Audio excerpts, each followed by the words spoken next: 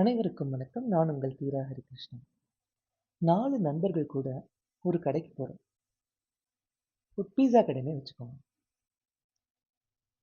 அந்த பீஸா கடையில ஒரு பெரிய பீஸா ஆர்டர் பண்றீங்க. அதுல ஒரு பங்கு மட்டும் உங்களுக்கு. அந்த பீஸாவ 4ஆ கட் பண்றோம். அதுல ஒரு பங்கு உங்களோடது. அதுக்கான காசை கொடுத்து நீங்க அதுக்கு ஓனரா மாறுறீங்க. இப்போ இதிலிருந்து கிடைக்கிற ரிட்டர்ன் ஆன் இன்வெஸ்ட்மென்ட் என்ன?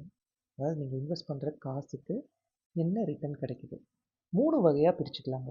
1 குடுத்த காசுக்கு ஒர்த்துடா, விச் இஸ் ப்ராஃபிட்டும் இல்ல, லாஸும் இல்ல. குடுத்த கேபிட்டலுக்கு தேவையான ருசி கிடைச்சது. 2வது சீப்பா இருந்ததுடா மச்சான். ஆனா டேஸ்ட் ரொம்ப நல்லா இருந்தது. விச் இஸ் போட்ட இன்வெஸ்ட்மெண்ட்டுக்கு மேல நீங்க உங்களுக்கு நினைச்சது கிடைச்சது. அதுக்கு மேல ஒரு ப்ராஃபிட்னு ஒண்ணு கிடைச்சது. 3வது ரொம்ப காஸ்ட்லிடா. ஒர்த்தே இல்ல. இந்த இடத்துல நீங்க போட்ட காசுக்கு பீஸா கிடைச்சது. ஆனா நீங்க எதிர்பார்த்த ருசியில கிடைக்கல. ஸோ நஷ்டம். இந்த அனலாஜியை அப்படியே நம்ம பங்குச்சந்தையோட வச்சுக்கலாங்க.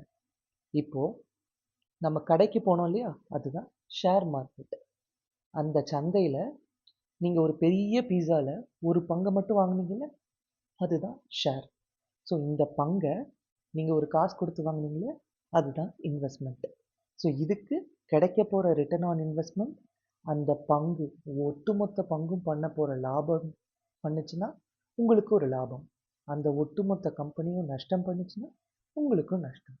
இந்த மாதிரி சிம்பிளரா அனாலஜியோட ஷேர் மார்க்கெட் பற்றியோ ஃபினான்ஸ் பற்றியோ கற்றுக்கணும்னா இப்போவே இந்த சேனலை சப்ஸ்கிரைப் பண்ணுங்க. நன்றி.